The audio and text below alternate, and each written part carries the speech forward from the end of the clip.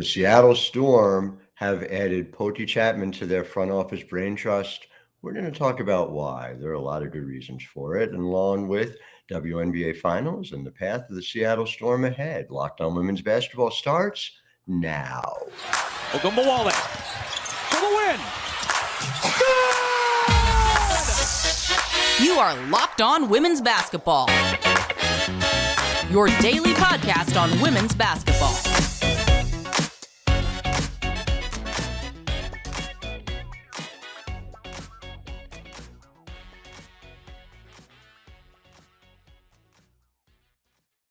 Well, hi there, everyone, and welcome to Locked On Women's Basketball. I'm your host, Howard Megdal. I want to thank you for making us your first listen every day. Over 100,000 of you listened to us last month alone. Just to see the growth of this show over 2023 alone has been incredible.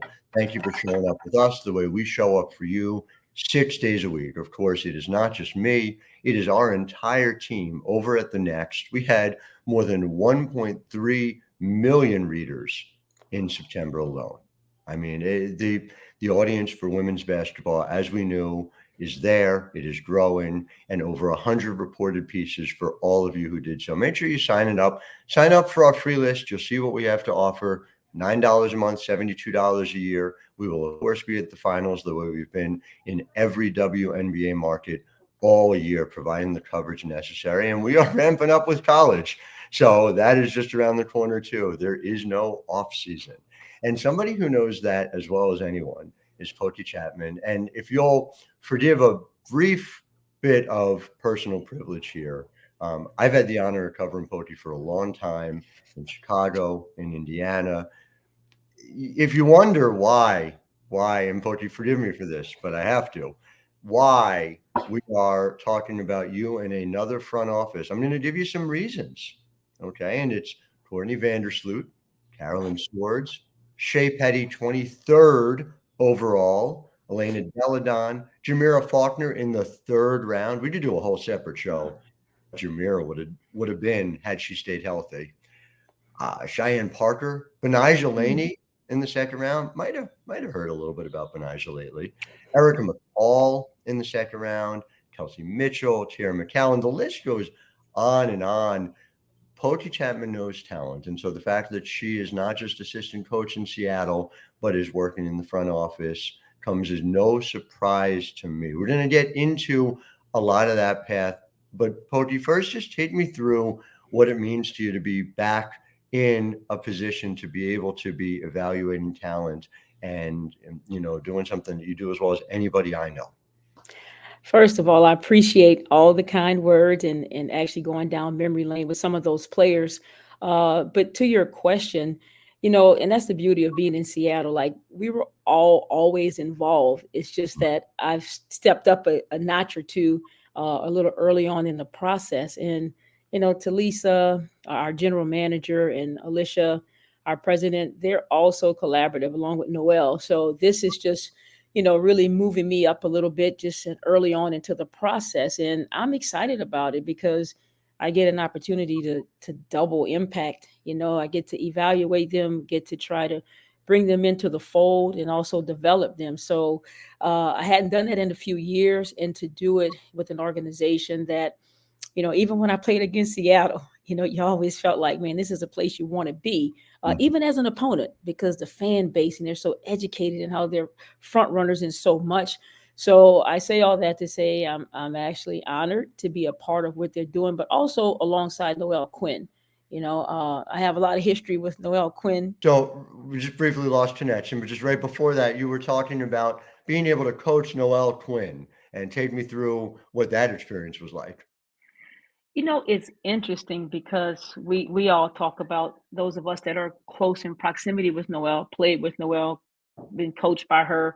We know she has this beautiful basketball mind. And I can remember when she called me about joining her staff, she had kept notebooks from when she played for me in Russia, and she's just always been a student of the game. And I say all that to say I was excited to go have this young coach who had this old soul and this beautiful mind, and to watch her, because what a lot of people don't know is that she had been running that offense way before she stepped into the big chair. So it was just a natural progression for her, maybe a surprise or a big moment for everyone else. It was just so easy for Noelle. So that part is what's fun to me because she's such an innovative mind. And I think sometimes people don't think about it. I think about Jewel Lloyd's ability to lead the league in scoring Mm-hmm. when everyone in the world knew she was going to get a shot, but Noelle could trick it to where she was coming off with so many different actions that she was able to get her open. I think that gets lost sometimes, Mm-hmm. but it didn't get lost on me, and that made it a great step for me to join her staff. I mean, it's worth noting, and we'll obviously get deeper into the weeds of it, but just sort of the easiest way to look at it for me is true shooting percentage. And the fact that you go from 2022 to 2023, obviously a fundamentally different team. And suddenly you don't have the gravity of Breanna Stewart and Sue Bird on the court. True shooting percentage for Jewel Lloyd this year was 52.5%. It was 52.6 in 2022. So being able to not even miss a beat while the volume goes up so tremendously is a remarkable thing. And I guess, and this is sort of a bigger picture question for me through the years covering the league. I have seen teams, I think, get impatient too fast and make changes and not try and figure out how to stay the path. And I think you miss out as a team. I think you miss out on the opportunity that sometimes this takes longer, sometimes it takes a different process. But this team that, they're essentially bringing reinforcements here as you try and figure it all out collaboratively, like you said, is a significant thing. And so when you think about sort of the arc of this team, right? And, for our listeners, obviously, Breanna Stewart leaving, Sue Bird retiring, that resets a lot of things for any franchise that's going through that. Do you see this as what, like the first year of a 3-year process? What does that process arc look like in your mind as you think about the build? Because it ain't there, as we know from Ezzy, as we know from Jewel, but it's a process, right? It is. I wouldn't put 3 years on it, Mm-hmm. and I say that as a compliment to the players that were able to increase their usage in a positive and efficient manner. Also garner defensive, all defensive team and all WNBA team, but also younger players and rookies that despite the lack of wins, there were some wins that's going to help the roster. So when we bring in other pieces, they're not new to the game. They've got some meaningful minutes under the lights, and that helps. So you're not going to be learning those tough lessons under the lights in year 2 for like a Jordan Horston. And also, you want to leave the message that when someone played you, that damn, we gotta be ready, regardless of what Seattle has. The lack of wins this year, it's going to be a battle. They're going to be prepared. There's Mm-hmm. always an opportunity, and so that's an attraction to people you want to bring into the fold as well. And I think if you think about it in that manner, I don't look at it as a 3-year build. I look at it as let's get this thing started next year and gain some momentum, because there's always the changes that we know about, but then there's always something that you don't anticipate that can be a positive thing for us as a franchise. Who was that? Who was the unanticipated biggest positive for you this year? I mean, I look at somebody like a Dulcie Fan Comengiadu, and she just managed from the jump to be a net positive for you guys. I mean, I've been a Jordan Horston aficionado for a long time, so that didn't come as much as a surprise, but that adjustment came right away, especially on the defensive end, which is the biggest lift in year 1 for a player. What was it for you? You started with 2, and in no special order, but I'll even go deeper. You think about Jordan being available at 9, first of all. Mm-hmm. We thought we were being punked, like this is not real life. But then also the numbers were great. She makes the all rookie team, but it was her ability to play both sides of the basketball in multiple positions, And then what came later on was that we had a guarding point guards. So you always think about that 4-player or 3-player at small forward that can guard 3s, 4s. She's guarding Asia. She's guarding Jordan Canada. She's guarding. And that's the growth process, because that takes so much here to understand schemes and rotations and X and out and all of that good stuff. So that was amazing for me. And then I think one we don't really talk about is, yes, people expected Ezzy to have this trajectory. But for me, she became a threat beyond the arc. Mm-hmm. She became a threat in transition with the basketball. So it's those specific aspects of their play that will allow Noelle to go out and do different things, but also bring different players into the fold that can net us some positive results. Yeah, no, it's fascinating to see. And so we're going to dive deeper into that in segment 2. But first, I want to talk to you guys about today's sponsor, which is Ibotta. And the thing about Ibotta, the thing I love about it is you're going to be making certain purchases anyway, right? The weather turns cooler and you're going to be buying your winter clothes. The holidays are coming up and you got presents to get. Maybe you're entertaining, watching the WNBA Finals. You can get pizza, wings, whatever you're going to be buying anyway. If you get it through Ibotta, they give you cash back on hundreds of items, groceries, personal care, anything you get in the pantry, no matter what you're purchasing, buying it anyway, you'll link your loyalty account and then you get your cash back. The average Ibotta user earns $100 a year. So download the Ibotta app, that's IBOTTA, and use the code LOCKED to start earning real cash back. Again, go to the App Store, Google Play Store, download the free Ibotta app and use the code LOCKED. That's Ibotta in the Google Play or App Store using the code LOCKED. So speaking of shopping, you guys have the opportunity ahead of a draft that, and we'll get to it, but it's going to be fascinating. No matter who stays, who goes, it's going to be a fascinating draft. And you first have free agency ahead of you. And I guess as you look at, and there's sort of two parts to it, right? Number one is you bought your biggest ticket item before the season ended by bringing Jewel back. How much of a relief is that to just, there ain't a lot of franchise players in this league, and getting Jewel to stay obviously is a big deal at the start of it. Listen, if I told you how much I celebrated that, you probably wouldn't believe me, first of all. But it was Jules' process of things and watching her growth prior to getting to the end of the season and her extending that and extending her contract with us.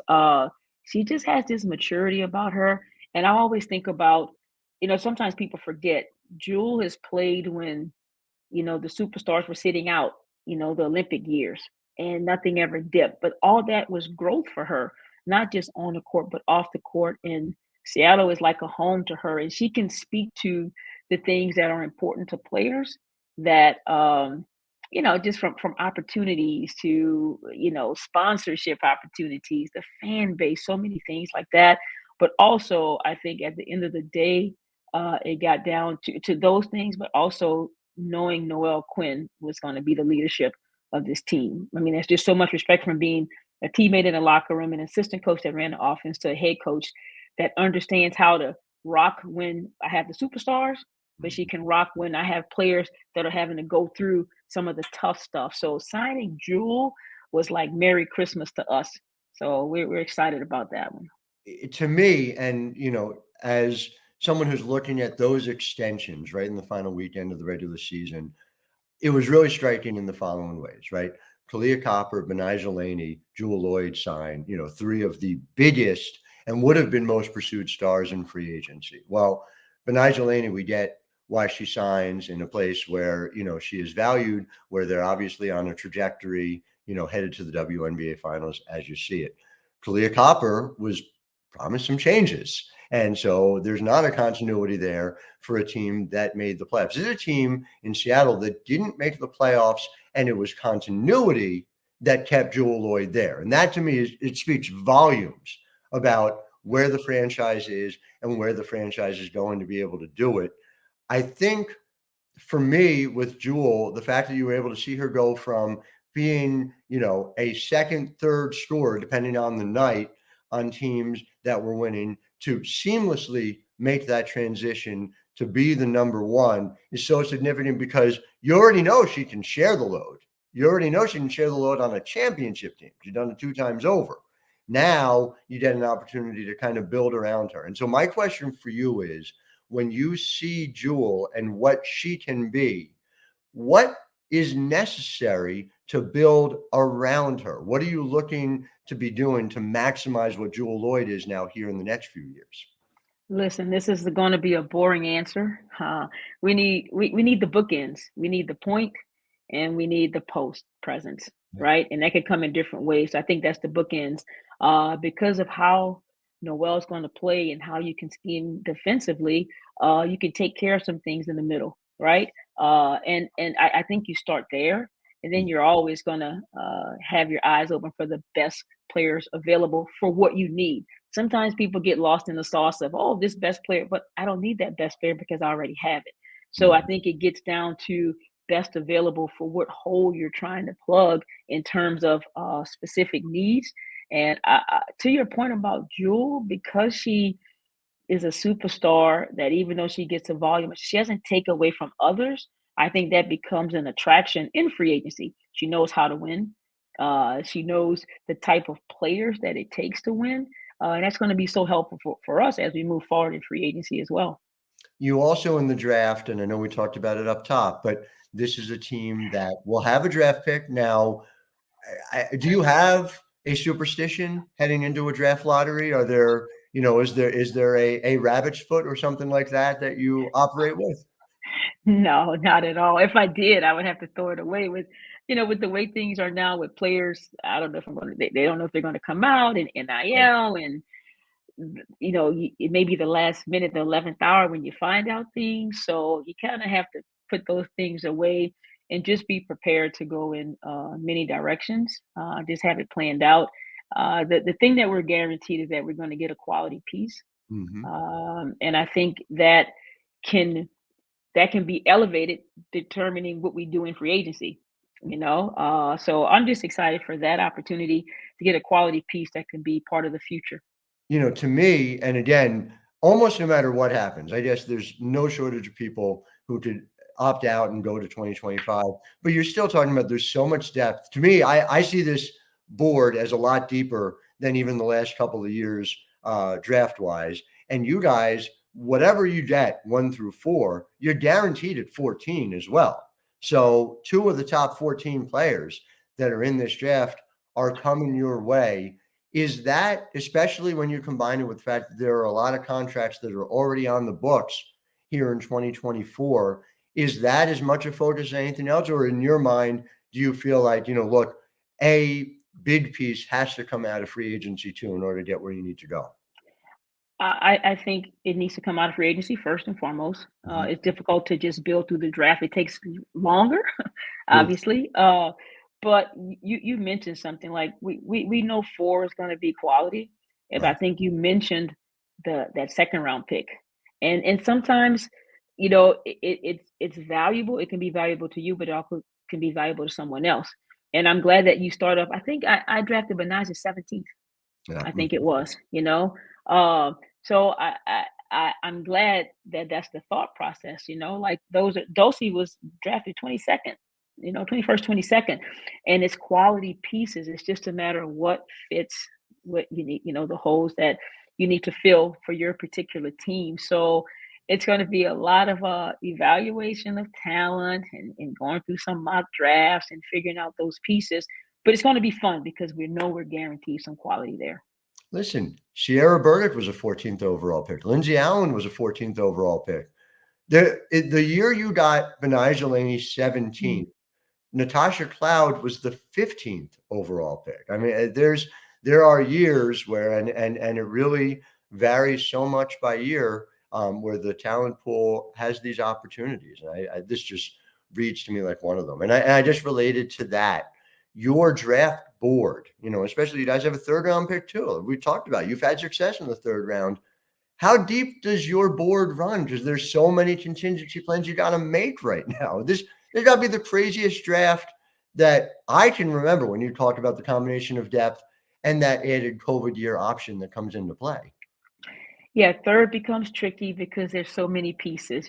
Sometimes you're having to plug in a 3rd round pick because you're missing someone from training camp and this position gets a look that wouldn't necessarily get a look. So there's so many things. You can't spend a lot of time there, but you have your thoughts. It could be a draft and stash situation or positional. So it's so many things. I tell you what would help if one or two of those players made it known that they're coming out, a little bit before the 48-hour clock starts to tick. That would really help. But you can't bank on that. So we'll just go through the work and keep moving people around and seeing how it fits. The pieces fit in our puzzle. And I know you're a junkie for this stuff. So because I see it at arenas all the time, right? How many games are you going to need to get to in person, and how important is it to you that you're seeing these players live, not just in games, but in practices as well? Because I know you take sort of a holistic approach to this. Right, right. This is what is so attractive about this new additional position. Mhm. There's Talisa is a young former basketball player junkie, right? Uh, I'm the old head. There's Noelle, who is probably at someone's training camp right now. I won't say who. She's probably at 3 or 4 training camps, waiting. And then there's also Ebony Hoffman. So you think about that staff. Then you add in Perry Wong, who has been in the NBA, in G League, and with the Pels. It makes me exhale because they're junkies. And Right. so you don't feel like you're on an island.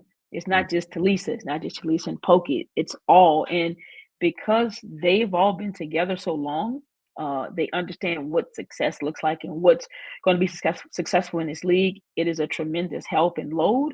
So I think the collaborative piece is that we'll all get there, and we'll put it in front of Noelle to see what she wants to make the engine run, and then Talisa cracks the numbers and make it work and go out and make it happen. But it'll be fun. It's not just, I don't feel like I have that load where I'm at a new franchise with an expansion team that never made the playoffs or a rebuild.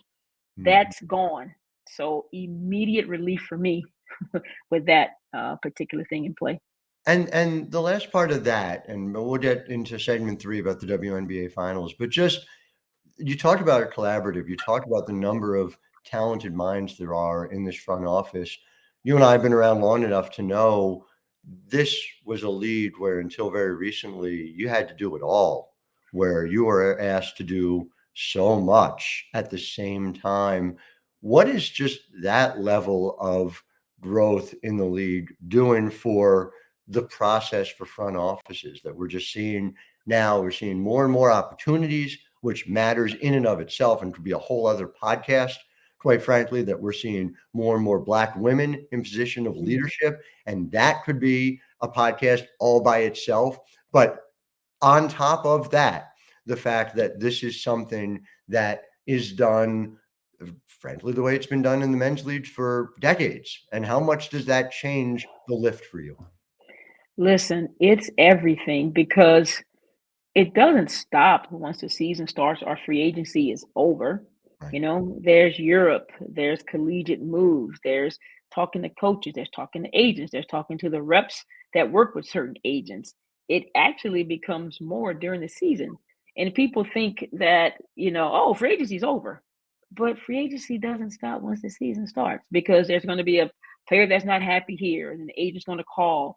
And the fact that you have a multitude of people in place taking care of that, it's a different set of lens. It's a different emotional experience. If you're coaching, you're so involved in the 4 games in 7 days, you might miss that call because you're flying, or you Yes. may have some emotional hangover from the last win or loss. So it's just good to have a different set of eyes, but also a pecking order of things that can filter the information and get it to the people in a timely manner so we can evaluate it and then make a move. So I feel like I've died and gone to heaven, having so much help and people and knowledge around me. I'm looking forward to working with everyone. It's very exciting. And fortunately you haven't. You are still here. So we're going to talk a little bit about WNBA Finals in just a second. But first,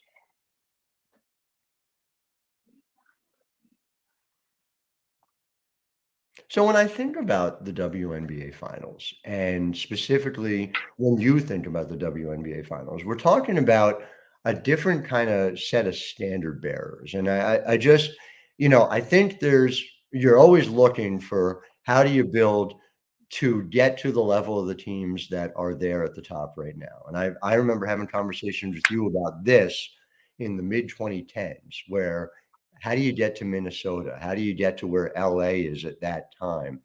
The way these teams are built, and people get mad about the phrase super team. I don't really understand why they get mad about it. These are super teams. They're not the first super teams. The Houston Comets are the first super team. They're not even the most recent since the Comets. You can go back to Minnesota and see 5 Hall of Famers in the starting lineup. But as you kind of build there, do you think there needs to be, let us say, a focus on a starting 5 that has that much talent 1 through 5? Is it a question of 5 two-way players? Is it intimidating to think about, in New York, Benijah Laney's the 5th option? Benijah Laney. I mean, and the reason I say it is there a difference in how you have to build, knowing these are 2 teams we may see as matchups for the next few years based on who's locked in and how young they are? Listen, it's a great problem to have, right, Sandy? So like, I She think doesn't it's seem great. mad. I think it's great. It's super team. Whoever wants to coin the term, it doesn't make any. I don't know who's mad about it. But there's different ways of getting there. And I think you look at these 2 teams and how they managed to get to that level. It became a super team when New York got different players. I didn't hear the super team prior to. I thought Vegas was pretty damn super prior to that. But it's a different way. But I love it. It's great for the game. It's great players. We're getting more television. It's a different way that they have to approach it. You look at the newness. You mentioned Benijah being the 5th option. We're talking about offense, obviously, but she's the first option defensively and carries them. I would lose the farm banking she's the 5th option just because, outsiders see that because it's sexy with the scoring. It's not sexy with the defense and offensive rebound putback and the mismatch and who you're able to guard when someone else is shooting under their percentage. All those things that doesn't make it on Sports Center. Like she's a pretty valuable piece in that. But her team knows that, and Sandy knows that. But then you look at Vegas, people don't talk about how many games Asia, Kelsey, and Jackie played together. Yeah. So they don't have to be necessarily the best at their individual position. They're really good at recognizing schemes and actions and knowing each other. Mm-hmm. And so it's that contrast there that's going to make for a really interesting matchup. And I think it's why Vegas has been able to, I remember when Becky wasn't playing a lot of people, everyone was like, can they maintain that? Well, yeah, they can, and they have. And it works for them, and I think there's times, New York had their struggles early on when they were trying to figure things out.